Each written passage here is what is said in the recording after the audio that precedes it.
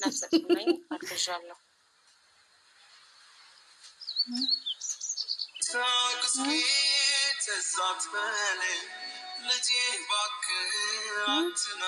ፍቅርዬ እውነትሽን ነው? ከልብሽ ነው? እኔ ራሱ ወገቤን ሰነጠቅሽኝ እኮ እንዴ! ፍቅር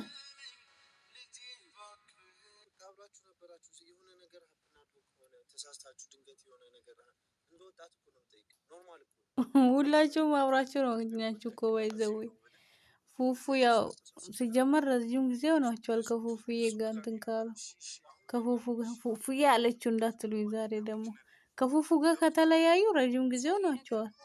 አሁን እንደውም ከማንም ይልቅ ቅርቡ ያለከው ቡሪካ አንተ ብለን እናጣራቸው። እኛ ደግሞ ሁለቱን እናጣራቸው። ቆይ እና አንተ ነበርክ ቡሪካ ወስደህ ስታዝናናት የነበረው አንተ ነክ ምናምን ልጁ የአብርሃም ነው ምን እናንተ ሆ ምን ሆናችሁ ነው ወደ አበጋዝ ልጅቷን የምታላክኳት በግድ?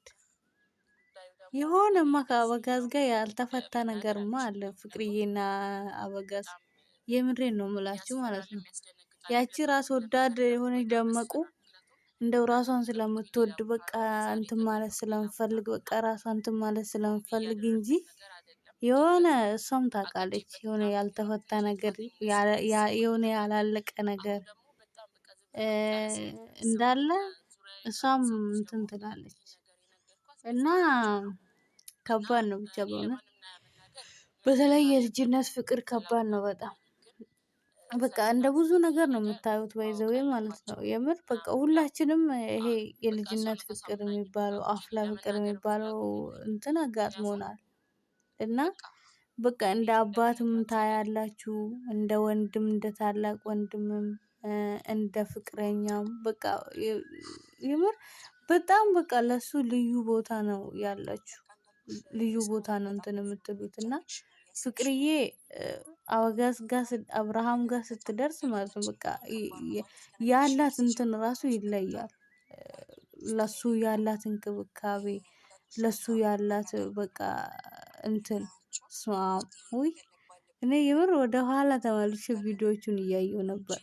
ያኔ ፍቅረኛሞች የነበሩ ጊዜና ባለፈው መጥቶ በመሃል የነበሩትን ጊዜ ሳስተያይ ማለት ነው ምንም ፍቅርዬ በቃ እሱ ጋር ስትሆን ምንም እንትን የለም። ከዛ ከበፊቱ ከዛ ከልጅነቷ የተለየ ምንም እንትን የላትም እና እንደዛው ነበር በምትንከባከበው ማለት ነውና ይገርማል ግን የልጅነት ፍቅር እና ለማንኛውም እኔ ምን ላነሳ ነበር ወደ ይሄን ሁሉ ያወራሁት ምን ለምን መሰላችሁ? ኮሜንት ላይ ልጁ የአብርሃም ነው ምን ነው እናንተ አጠገባቸው ነበራችሁ እንደ ኮሜንት ጻፊዎቹ እንደዚህ ባዮቹ ሆ ተረጋጉ እንጂ ተረጋጉ። መጀመሪያ እሷ ፕራንክ ነው እየሰራች ያለችው ወይንስ ደግሞ የእውነት ነው የሚለው ነገር ማጣራት ይጠብቅባቸዋል። ነገ ደግሞ በፈቲ ቤት ይመጣሉ ፕራንክ ሆኖ ይገኛል ማለት ነው። ስለዚህ ዝም ብላችሁ ያልሆነ ስም አትጻፉባት ልጅቷን። ልጁም እዛ ጋር ትዳር ብሎ ይዟል።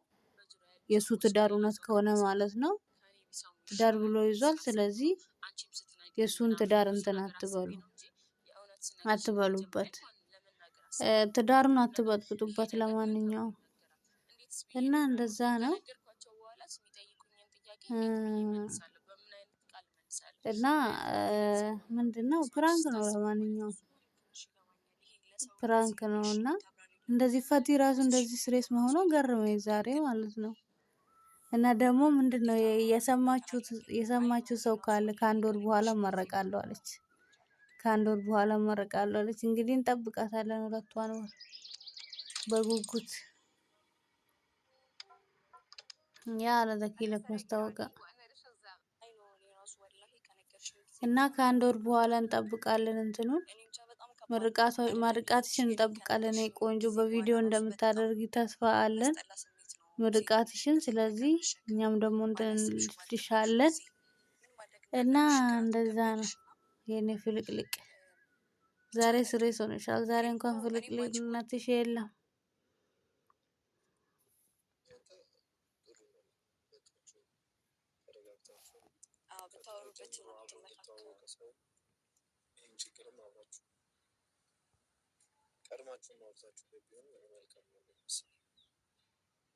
ያው እኔ ጥያቄዎች ምናምን እንደነገርኳችሁ መመለስ አልችልም። እናንተም ግር እንዲላችሁ አልፈልግም እና እንድትጨነቁም አልፈልግም። ጀስት እኔ እንድትረዱኝ ነው። ምክንያቱም አሁን እኔ ነፍሰ ጡር እንደሆንኩኝ ብታውቁ ኖሮ ትላንትና ምናምን ፕራንክ አትሰሩኝም ነበር እና ያ ነገር ልጄን ይጎዳል ብዬ ስለማስብ ልነግራችሁ ያሰብኩት የመጨረሻ ውሳኔ በዛ ውሳኔ ነው እና ከአሁን በኋላ ለምታደርጉትም ነገር ለምንም እንድትጠነቀቁ ነው እንጂ እናንተ ለማስጨነቅ አይደለም። እና በተረፈ ወዳችኋለሁ። መልካም ሁሉ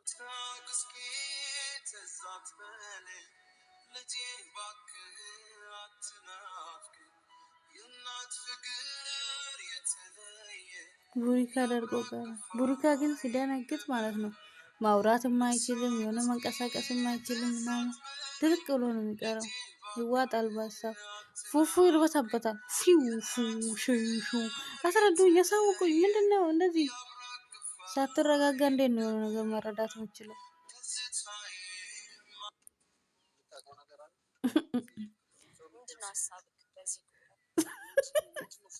በቃ ሁለቱ ፉፉ ላይ ጠፈጠፉት ነገሩን እኮ ትፎክር አልነበር? ባለፈው አብሬያት የኖርኩት እኔ ነኝ፣ ከልጅነቷ ጀምሬ እኔ ነኝ ጠግበዋለሁ ስትል አልነበር? ለምን ትርበተበታለህ? አንተው ነህ። አይኔ ጌታ ሆይ አንተው ነህ።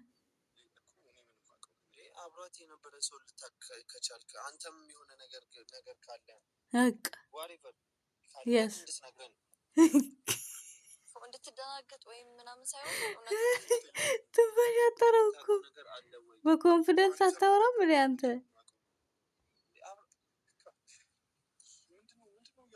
ኖ ፉኛ ያለምንም ምክንያት ሳይሆን ከዚህ በፊት ታውቃለህ አንድ ላይ ነበራችሁ ያ